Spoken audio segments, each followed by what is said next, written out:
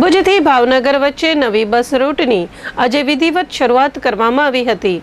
આ નવી બસને ભુજના ધારાસભ્ય કેશુભાઈ પટેલ દ્વારા લીલી ઝંડી બતાવી પ્રારંભ કરવામાં આવ્યો હતો, જેના કારણે મુસાફરોમાં ખુશીનો માહોલ જોવા મળ્યો હતો।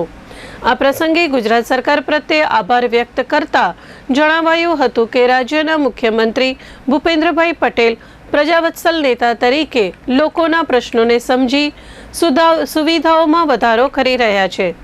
સાથે જ વાહન વ્યવહાર મંત્રી હર્ષ સંઘવી દ્વારા રાજ્યમાં પરિવહન વ્યવસ્થાને મજબૂત બનાવવાના પ્રયાસો પ્રશંસનીય ગણાયા હતા। કાર્યક્રમ દરમિયાન કચ્છ જિલ્લા ભાજપના આગેવાન શીતલભાઈ શાહ, ભુજ શહેર ભાજપના મહામંત્રી જીગરભાઈ શાહ, એસટી ડેપોના મેનેજર તેમજ અન્ય આગેવાનો હાજર રહ્યા હતા। વક્તાઓએ જણાવ્યું હતું કે બસ સેવા માત્ર નફા માટે નહીં, પરંતુ સામાન્ય નાગરિકોની સુવિધા અને સુખાકારી માટે મહત્વપૂર્ણ છે। આજના વધતા મુસાફરી ખર્ચ વચ્ચે આ નવી રૂટ લોકો માટે સસ્તી અને સરળ મુસાફરીનો વિકલ્પ પૂરો પાડશે। નવી બસ સેવા શરૂ થતાં જ ભુજ અને ભાવનગર વચ્ચેની મુસાફરી વધુ સુલભ બનશે અને વિસ્તારના વિકાસને પણ પ્રોત્સાહન મળશે। ભુજના ધારાસભ્ય કેશુભાઈ પટેલે આ અંગે ચંચળ ન્યૂઝ સાથે વાત કરી હતી। આજે ભુજ ભાવનગર બસનું એક નવો રૂટ, નવી બસ આજે સ્ટાર્ટ આપીને શરૂઆત કરી છે।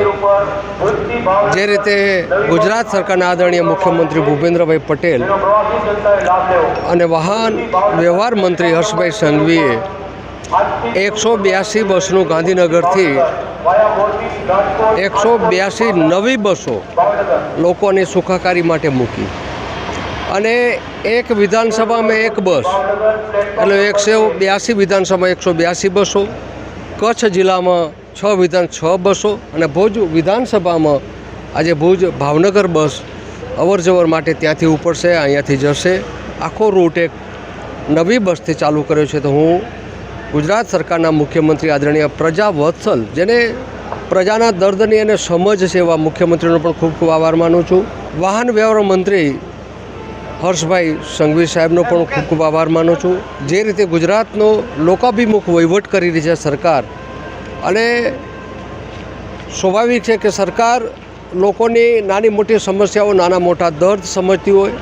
આ બસ છે એ નફાનું કારણ નથી, નફાનું ધોરણ પણ નથી। આ લોકોની સુવિધા સુખ કદાચ નફો ના કરે નિગમ તો પણ લોકોના સુખાકારી માટે આ વ્યવસ્થા ચાલી રહી છે। આજના જમાનામાં જે રીતે ભાડા જે લોકોને પરવડે એ રીતે રાખીને કદાચ નુકસાન થાય તો સરકાર ભોગવવાને તૈયારના રૂપે જ્યારે સરકાર મથી રહી છે, ત્યારે હું સરકારને ખૂબ ખૂબ અભિનંદન આપું છું। ખાસ કરીને કચ્છ જિલ્લાના એસટીડીસી છે, ભુજ ડેપોના જે ચૌધરી સાહેબ છે અને બધા કર્મચારીને હું અપીલ કરીશ કે આ નિગમ જો પોતાનું સમજે કે આ મારું નિગમ છે, મારી જવાબદારી છે, વ્યવસ્થિત રીતે સુદૃઢ રીતે વહીવટ કેમ ચાલે, લોકોની જે ડિમાન્ડ છે, લોકોની જે અરજી આવી અરજીને સમજીને જરૂરિયાત જણાય અને યોગ્ય લાગે તો એ રૂટ પણ ચાલુ કરવા જોઈએ।